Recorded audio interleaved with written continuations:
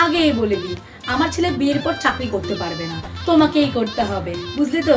সানাই বাজাও জামাই সাজাও। হ্যাঁ হ্যাঁ কাকিমা, কোনো প্রবলেম নেই। হ্যাঁ, আমার ছেলে না ঘর জামাই থাকবে, বুঝলে তো? একটু মানিয়ে নিও। ঘরের কাজ জানে তো? হ্যাঁ হ্যাঁ, ওগুলো তো সবই জানি। আমি তো চাকরি করতাম, ওর বাবাই সব শিখিয়ে দিয়েছে। তা জানবে না, ওর বাবাই তো সব কাজ করতো। তাহলে ঠিকই আছে মা, আমার বাড়িতে থাকলে সব শিখেই যাবে।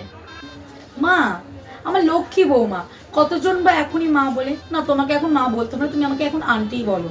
হ্যাঁ আন্টি।